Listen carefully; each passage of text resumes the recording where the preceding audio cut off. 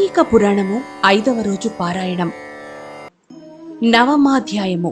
యమదూతల ప్రశ్నలకు చిరునగవు మోము కలవారైన విష్ణుదూతలు ఇలా భాషించసాగారు. ఓ యమదూతలారా, మేము విష్ణుదూతలము.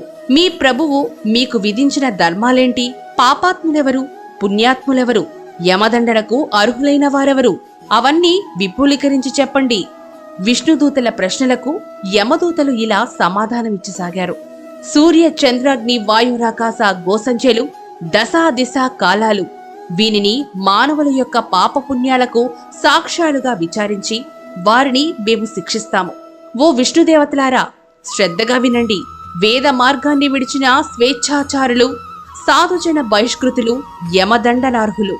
బ్రాహ్మణుని, గురువుని, రోగిని పాదాలతో తాడించేవాడు, తల్లిదండ్రులతో కలహించేవాడు, అసత్యవాది, జంతు హింసకుడు, దానము చేసిన దానిని మరలా ఆశించేవాడు, డాంబికుడు, దయారహితుడు, పరభార్య సంగముడు, సొమ్ములను తీసుకొని పక్షాన్ని అవలంబించే వాళ్ళని, చేసిన దానాన్ని బయట పెట్టుకునే వానిని, మిత్రద్రోహిని, కృతజ్ఞులని, ఇతరుల పురుష సంతతిని చూసి ఏడ్చేవానిని, కన్యా శుల్కాలతో జీవించేవారిని, వాపీకూప తటాకాది నిర్మాణాటంక పరులని, తల్లిదండ్రుల శార్ధ కర్మలను విడిచిన వానిని, కేవలం భోజనం గురించే ఆలోచించేవానిని, ఇతరులు చేసిన దానాన్ని నిరోధించేవానిని, నిత్యం స్నాన సంధ్యాదులను విడిచిన వానిని, బ్రాహ్మణ స్వగోహత్య ఇత్యాది పాపాయుక్తులైన వారందరూ కూడా యమలోకంలో మా చేత దండించబడుతూ ఉంటారు. ఇక ఈ అజామిలుడంటారా, వీడు చెయ్యని పాపమంటూ లేదు. బ్రాహ్మణ జన్మెత్తి దాసీ సంగమలోలుడై చెయ్యరాని పాపాలు చేసిన వీడు మీ విష్ణులోకానికి ఎలా అర్హుడు? యమదూతల సమాధానాన్ని విని విష్ణు పార్షదులు ఇలా చెప్పసాగారు. ఓ యమదూతలారా, ఉత్తమ లోకార్హతకు కావలసిన పుణ్యాల గురించి మేం చెప్పేది కూడా వినండి. ఏ కారణము వలగాని దుస్సంగమాన్ని వదిలి సత్సంగములో కలిసేవాడు, నిత్యము దైవ చింతనాపరుడు, స్నాన సంధ్య జప హోమ తత్పరుడు మీ యమలోక గమనానికి అర్హులు కారు. ఓ యమదూతలారా, అసూయరహితులై జపాగ్నిహోత్ర నిర్వాహకులై సర్వకర్మలను సగుణ బ్రహ్మార్పణము చేసేవారు, జలాన్న గోదాతలు, వృషోత్సర్జనాకర్తలు యమలోకాన్ని పొందేందుకు అనర్హులు. విద్యాదూత అంటే గురువులు, పరోపకారశీలురు, హరిపూజా ప్రియులు, హరినామ జపకులు, వివాహ ఉపనయనాలను చేయించేవారు, అనాథ ప్రేత సంస్కారకర్త, వీళ్ళెవ్వరూ కూడా మీ యమదండనలకు అర్హులు కారు. నిత్యము సాలగ్రామాన్ని అర్చించి తద్దీర్థాన్ని పానము చేసేవాడు, తులసీ కాష్ట మూలికలను ధరించేవాడు, గృహాంగణాలలో తులసిని పెంచేవాడు, భాగవతాన్ని పఠించేవాడు, పూజించేవాడు, వినేవాడు, సూర్యుడు మేష తుల మకర సంక్రాంతులందుండగా ప్రాతస్నానమును ఆచరించేవాళ్లు, వీళ్ళెవ్వరూ కూడా మీ యమలోకానికి అనర్హులు. తెలిసినా గాని తెలియక గాని హరినామ సంకీర్తనమును చేసేవాళ్లు పాప విముక్తులు అవుతారు. ఓ యమదూతలారా, ఇన్ని మాటలెందుకు? ఎవడైతే అవసాన కాలంలో ఒక్కసారైనా హరినామస్మరణ చేస్తున్నాడో వాడు విష్ణులోకానికే వస్తాడు. ఈ విధంగా సాగుతున్న యమ విష్ణుదూతల సంవాదనాంతటిని వినిన అజామిలుడిలోని జీవుడు తన శారీరక కృతదాసి సాంగత్యాది పాపాలను తలుచుకొని దుఃఖిస్తూ ఉన్న జీవుడు గృహామయుడై అచ్చలు ఉందాడు. ఇదేమి ఆశ్చర్యం! ఆ నల్లని కత్తులను ధరించిన యమదూతలు ఏమైపోయారు? నేనీ వైకుంఠంలో ఎలా ఉండగలిగాను? పూర్వజన్మ పుణ్యము కాకపోతే నా జిహ్మపై హరినామం ఎలా వచ్చింది? నాకీ వైకుంఠం ఎలా ప్రాప్తించింది అని తనలో తానే అనుకుంటూ హరిస్మరణను చెయ్యసాగాడు. కాబట్టి రాజా, కేవల హరినామస్మరణ అంటే ముక్తిప్రదమైనది కాగా హరి ప్రియంకరమైన కార్తీక వ్రతమును ఆచరిస్తే ఎంత పుణ్యం కలుగుతుందో ఊహించు అంటూ ఆపాడు వశిష్ఠుడు. నవమాధ్య సమాప్తః. దశమాధ్యాయము. జనక ఉవాచ. వశిష్ఠ, ఈ అజామిలుడు పూర్వజన్మలో ఎవరు? ఏ పాపం వలన ఇలా పుట్టాడు? విష్ణుదూతల మాటలకు యమదూతలు ఎందుకు ఊరుకున్నారు? వాళ్ళు యమునికి ఏమని విన్నవించారు? అన్నీ సవివరంగా చెప్పు. వశిష్ఠ ఉవాచ. నీవడిగిన ప్రశ్నలన్నిటికీ ఒక క్రమంలో సమాధానాలు చెప్తాను విను. విష్ణు పారిషదుల చేత తిరస్కృతులైన యమదూతలు తమ ప్రభువైన యమునిని చేరి ఇలా చెప్పసాగారు. యమదూతల ఆరోపణము, యముని ఉపదేశము.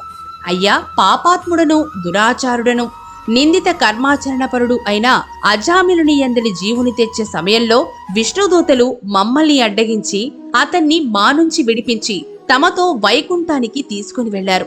వాళ్ళను ఎదిరించలేక మేమిలా రిక్తహస్తులమై వచ్చాము అని కింకరులు చెప్పింది విని రవ్వంత కోపోద్రిక్తుడైన సమవర్తి జ్ఞానదృష్టితో సమస్తాన్ని అవలోకించినవాడై, కింకరులారా, కించిదపి పుణ్యవిహీనోపి, ఆ అజామిలుడనే పాపి అంత్యకాలన హరినామస్మరణను చేయడం వలనే సమస్త పాపాలను నశింపజేసుకొని విష్ణుప్రియుడై విష్ణు దూతల చేత తీసుకొని పోబడ్డాడు. తెలిసి తాకినా తెలియక తాకినా దహించవలనను కోరిక లేకపోయినప్పటికీ సమస్త జాతులను అగ్ని దహించినో, అదేవిధంగా దుష్టాత్ములై మహిమను తెలుసుకోలేకపోయినా ఆ శ్రీహరి యొక్క నామస్మరణను చేసినంత మాత్రం చేతనే వారి సమస్త పాపాలు దహించబడిపోతాయి. ఇక భక్తిభావంతో స్మరించిన వారు కేవలం కైవల్య పదహాములే అవుతారు అంటూ సేవకులను ఎంతవరకు చెప్పాలో అంతవరకు మాత్రమే చెప్పి యముడు మరింత పూర్వాలోచన పరుడయ్యాడు. అజామిలుని పూర్వజన్మ. అజామిలుడు అతని పూర్వజన్మలో సౌరాష్ట్ర దేశంలో శివార్చకుడుగా ఉండేవాడు. ఆ జన్మలో కూడా స్నాన సంధ్యాచరణాది రహితుడు, దైవేతర చిత్తుడు, దైవద్ర వ్యాపహరి అయి ఉండేవాడు. బ్రాహ్మణుడై ఉండి కూడా ఆయుధపాణి అయి దుష్టులతో స్నేహమును చేస్తూ తిరుగుతూ ఉండేవాడు. అర్చకుడై ఉండి కూడా వివిధాభరణ భూషితుడై స్వేచ్ఛా విహారాలు చేసేవాడు. బాహిభాషి అయి యవ్వనంలో ఉండేవాడు.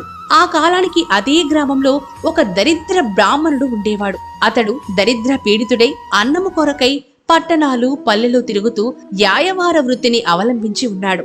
ఒకానొకసారి అతగాడు తనకి లభించిన యాయావర వస్తుజాలన్నిటినీ మోసుకొనొచ్చి భార్యను పిలిచి, చాలా ఆకలిగా ఉంది, సత్వరమే వంట చెయ్యి, ముందు కాసిన్ని మంచినీళ్ళియ్యి, అవి త్రాగి రవంత ఉపశాంతిని పొందుతాను అన్నాడు.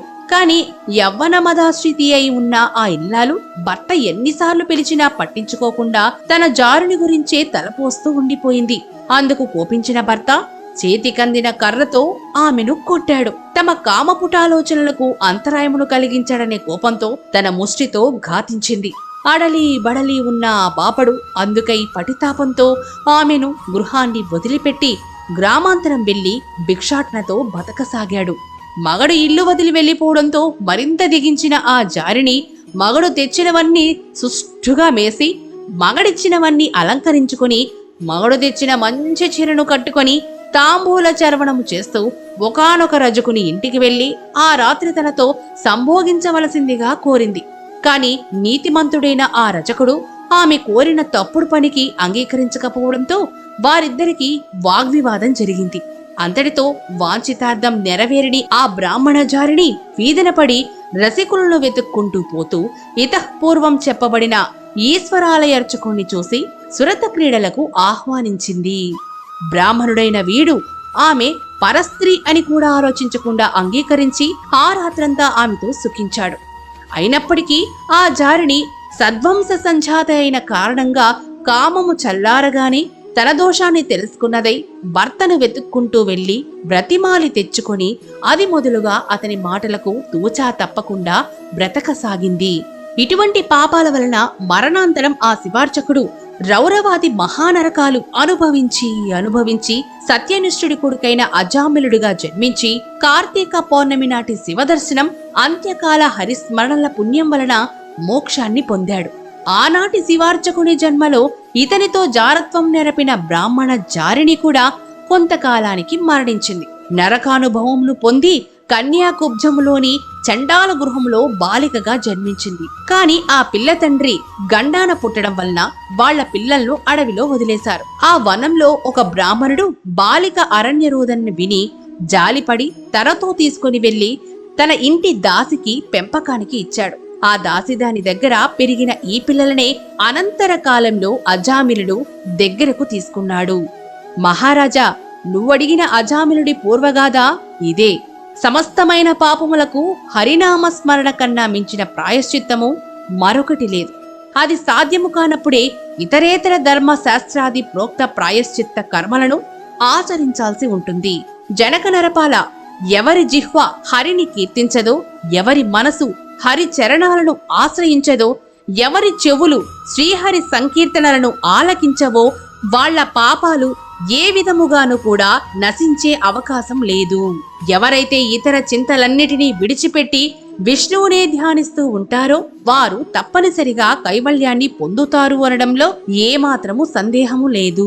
మోక్షాశక్తులను మొరహరి స్మరణ ఏ విధంగా సూక్ష్మ మార్గము, అదే విధంగా కార్తీక ధర్మాచరణం అనే సూక్ష్మ మార్గము కూడా మహోత్కష్ట పుణ్యప్రదాయిని అయి పాతకాలను పారుదోలుతుంది. పాపాలను నశింపచేసే శక్తి ఈ కార్తీక వ్రతాచరణకు మాత్రమే ఉండడం వలన ఎవరైతే ఈ దివ్య వ్రతాన్ని ఆచరించరో వాళ్ళు నరక ప్రాప్తులు అవుతారని తెలుసుకో. పాపనాశిని అయిన ఈ కార్తీక మహత్యాన్ని శ్రద్ధాభక్తులతో వినినప్పటికీ కూడా వారు మోక్షార్హులే అవుతున్నారు. ఆసక్తులైన వారికి పావన హృదయంతో ఈ మహత్యాన్ని వినిపించేవాడు వైకుంఠగతుడై విష్ణువుతో కలిసి సుఖించుతాడు. ఏవం శ్రీస్కాంద పురాణాంతర్గత కార్తీక మహత్యే నవమ దశమ అధ్యాయం సమాప్తం. 5వ రోజు పారాయణం సమాప్తము. ఓం నమః శివాయ.